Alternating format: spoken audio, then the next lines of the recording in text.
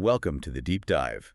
Today we're confronting an intensely personal and profoundly unsettling narrative.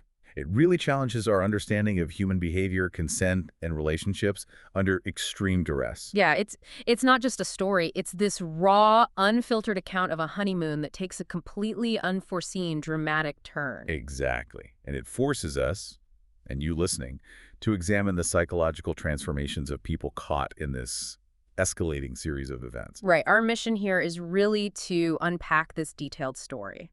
Not to be sensational, but to identify the key moments, the shifting perspectives. And the surprising, often really disturbing conclusions the narrator reaches.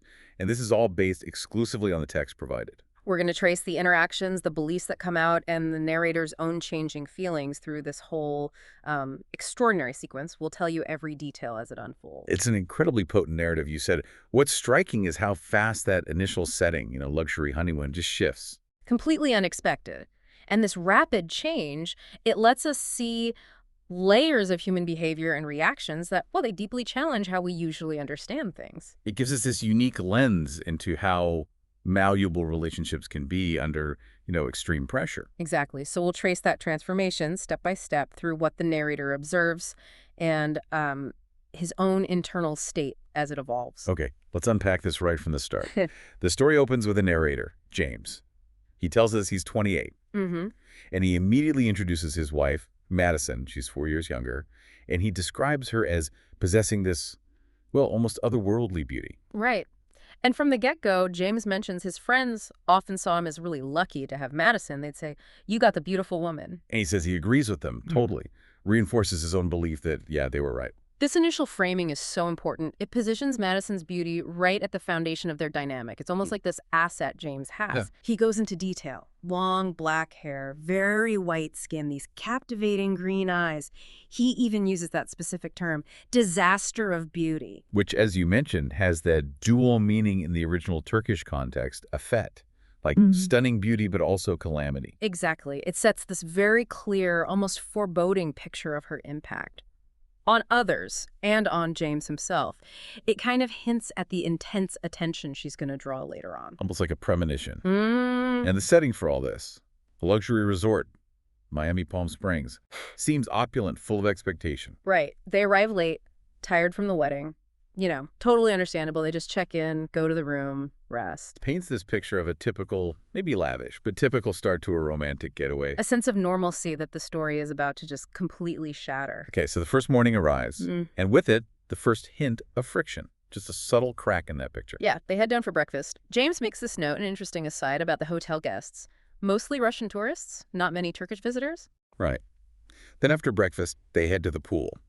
And this is where things take a more pointed turn. Definitely. James immediately sees Madison's bikini. He says it's very beautiful, but right after that, he laments everything was literally exposed. Yeah, he tries to explain why he didn't notice before.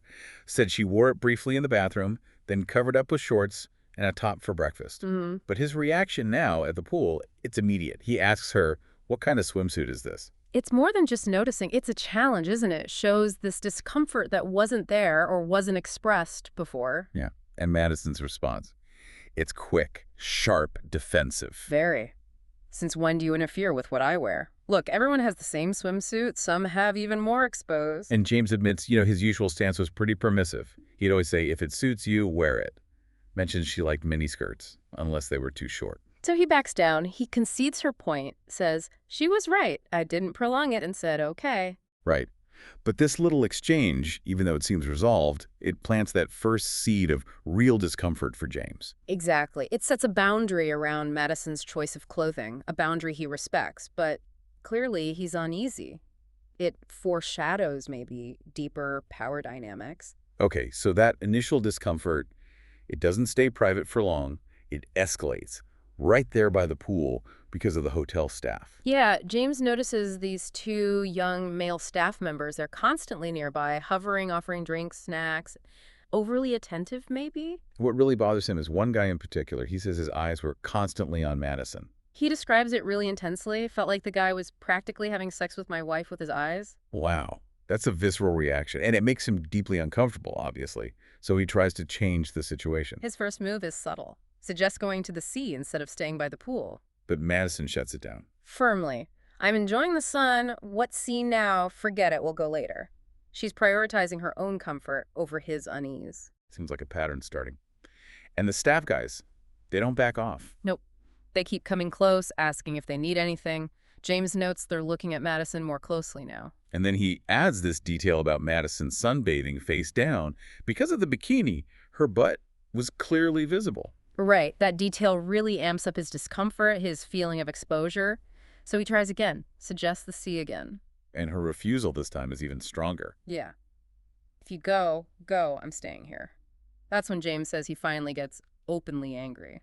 He feels dismissed, helpless, so he swims off alone in the pool. Creates distance. Right. And this is where the story takes another turn. While he's swimming alone, frustrated. He meets another couple. Exactly. Another newlywed couple starts as casual chat, but quickly gets more personal. They mention they're leaving soon, like the hotel. Then they ask where James's wife is. Innocent question, but it snaps his attention right back to Madison. He points her out, and what does he see? She's talking to one of those staff members again. The same one whose staring bothered him so much. And his reaction is instant. He swims straight towards them, fast. Possessive, concerned, probably a mix, and the staff guy sees him coming. And quickly moves away, which is telling, isn't it? Suggests he knew he was maybe crossing a line. Yeah. So James gets there and confronts Madison directly. What were you talking about with him? Her explanation is pretty mundane, says the staff member was just telling her about hotel activities like a nightclub they have. And the other couple, Luke and Chloe, they chime in unexpectedly. Right. They back up Madison's story. Yes, we go every night. This kind of diffuses the tension, makes James's suspicion look maybe unfounded for a moment. So introductions happen. Yeah. Luke and Chloe, same age group. James describes Luke as tall, more muscular than him. And Chloe is tall, blonde, beautiful, but he adds, not as much as Madison. Still comparing, even then. Interesting detail. And this whole interaction by the pool, it leads to them becoming friendly. Yeah, they socialize more, get closer, and it ends with them arranging to meet at that very nightclub later. Wow, so fast. From tension and suspicion to making plans with new friends who inadvertently confirmed his wife's story. A really pivotal shift. Okay, so night falls, and they head down to the nightclub. James describes it as very dark, very crowded. Sets a certain mood, right? Anonymity, maybe blurred boundaries. Definitely. They find Luke and Chloe pretty quickly. Find a corner, start talking, drinking. James notes the women's attire again, both Madison and Chloe in very short dresses. Echoes that theme from the pool. And he mentions the drinking.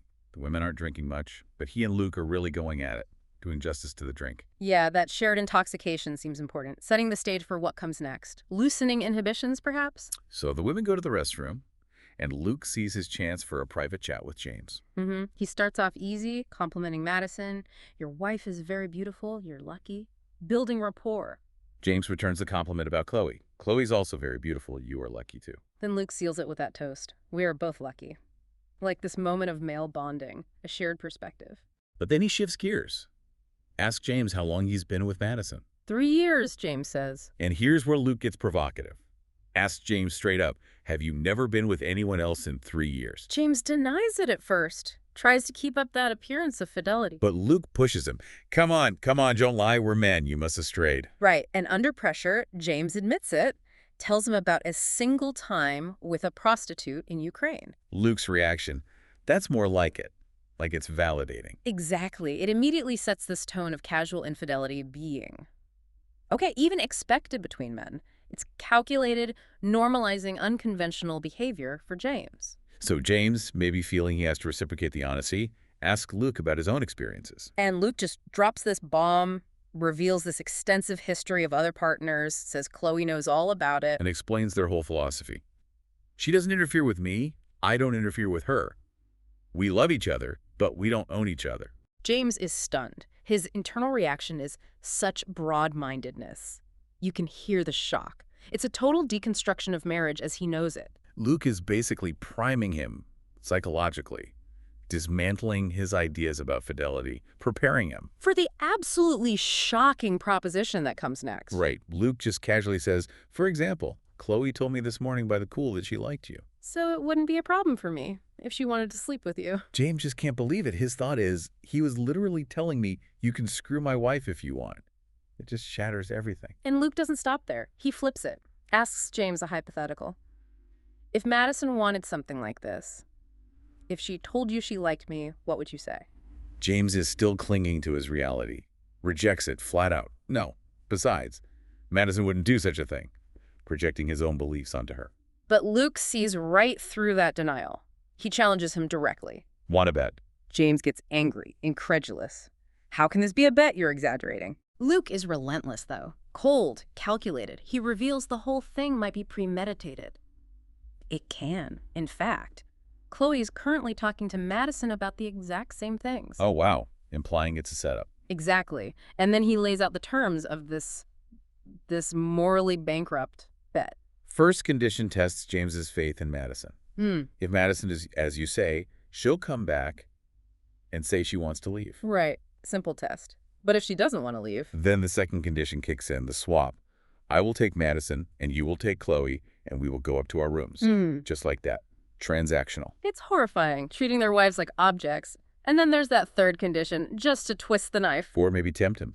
If Madison doesn't accept, then Chloe is yours. You can sleep with her whenever you want. A consolation prize he doesn't even want. It adds this extra layer of manipulation. So James, furious, desperate to prove his wife is loyal, he accepts the bet. His exact words, "Fine, damn it. I don't even want Chloe. I'm just accepting to prove my wife is loyal." He completely underestimates the situation. And just as they finish this insane conversation, the women return.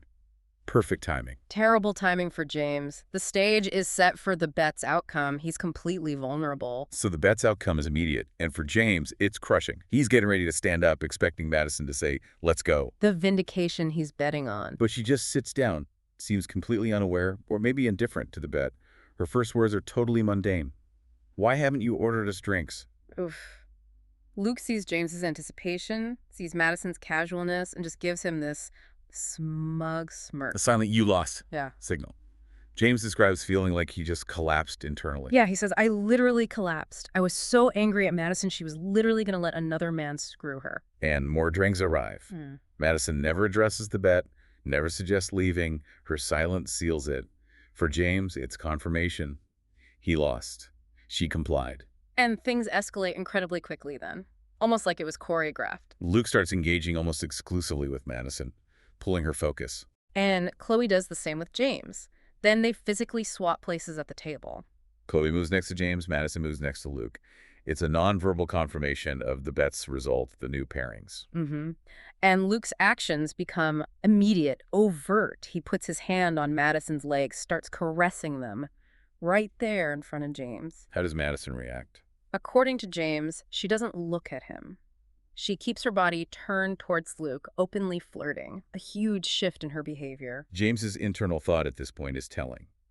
The arrow is out of the bow, there's nothing to do. That's a major psychological shift, right? From anger and disbelief to this resigned acceptance, or maybe just feeling utterly powerless, surrendering to it. Exactly. And then, disturbingly, he mirrors Luke's actions, puts his hand on Chloe's leg, moves it towards her intimate area. Chloe's reaction, immediate, affirming, "You're fast, I like it." And hearing that comment actually affects Madison. Apparently. James says Madison moves even closer to Luke then, like the boundaries are just dissolving all around. Then James has this stark realization. Luke's hand is now on Madison's vagina.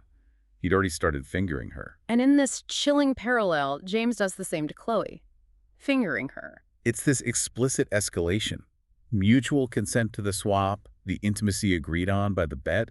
The boundaries aren't just crossed, they're obliterated, replaced by open sexual exchange. And the physical stuff just keeps escalating. Luke starts kissing Madison's neck, then her lips, publicly sealing this new intimacy. James sees it happen. Describes watching his wife kiss another man in front of my eyes. Simultaneously, Chloe kisses James, and they start kissing too. It's this mirrored compliance. For a while, Luke takes charge again. Issues a command. Everyone into their rooms. Signaling the shift from public display to private action, Luke and Madison leave together immediately. James takes Chloe, heads to his own room. But he explicitly says his mind is still totally preoccupied with his wife. That's key, isn't it? Even as he's going through with this arranged encounter, his thoughts, his anxiety, it's all focused on Madison and what she's doing, shows this deep conflict inside him. Okay, so they get to James's room. Chloe undresses immediately, gets into bed.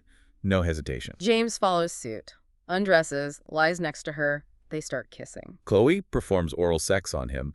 He knows she was very good at this. Right. Then she changes position, gets on all fours, and tells him, "Get inside me, my love. Screw me." Very direct. So James complies.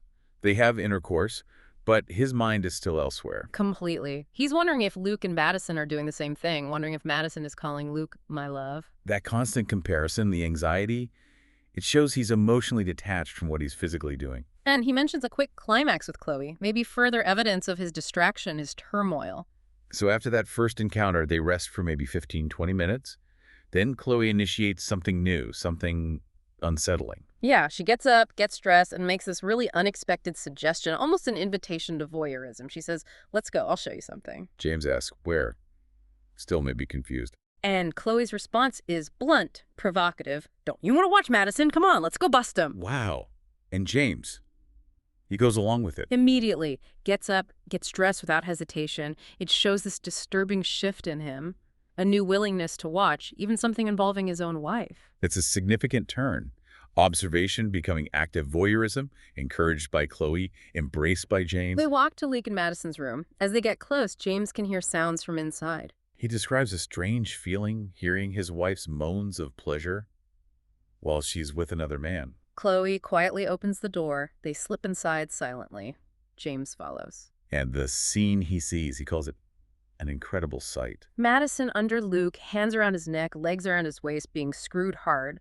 Both seem totally lost in the moment, in a trance. But what really hits James, what makes him tremble, are Madison's words to Luke. "Don't stop, my love. Screw your wife." That phrase, "my love," echoes his earlier anxiety. It's like his worst fear confirmed, a profound betrayal. And then Luke and Madison notice them. Yeah, when they shift position.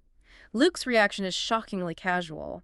"Welcome. It's a bit early, though. I haven't even finished my first round yet." James is jolted by that, realizes nearly 40 minutes have passed since they left the club.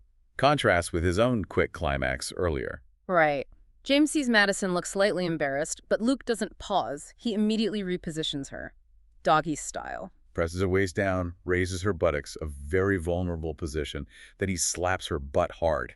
A deliberate act of dominance and provocation aimed right at James. It feels like psychological warfare, challenging James's masculinity. Totally. Then Luke turns to James and says cuttingly, "She's very hot. You haven't been able to extinguish her fire," implying James wasn't satisfying her. James then describes seeing Luke's huge penis as he enters Madison and starts pumping.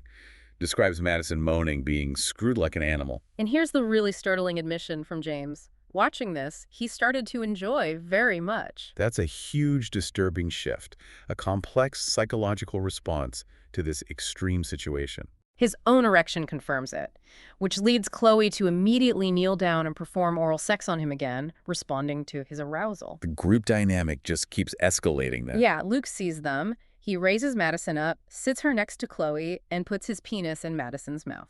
So now James is watching and participating in this parallel scene. He's screwing Chloe's mouth, while Luke screwed my wife's mouth. It's this complete breakdown of boundaries, shared, explicit intimacy. Luke climaxes, ejaculating on Madison's face, then collapses on the floor. Madison immediately goes to the bathroom to wash her face. James notes she'd never had that happen before, wasn't used to it. Another extreme boundary crossed. While she's gone, Chloe lies back on the bed. James gets on top, starts having intercourse with her again. But this is interrupted. Yeah, a knock at the door. Luke, recovered now, announces, "Our people are here." Opens the door. James is confused. What's going on? Who came? And in walk the two young men from the pool, the ones who were staring at Madison earlier.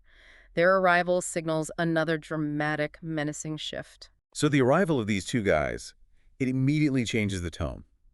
Becomes confrontational, predatory. Yeah, one of them says, "Ooh, you started without us. Where's that green-eyed baby?" Just chillingly casual. Madison comes out of the bathroom then, naked, asking what's going on. Clearly confused, vulnerable. And their reaction to seeing her is just crude, Key. dehumanizing. Off man, look at her. You couldn't bear to screw her. James says Madison looked as shocked as I was.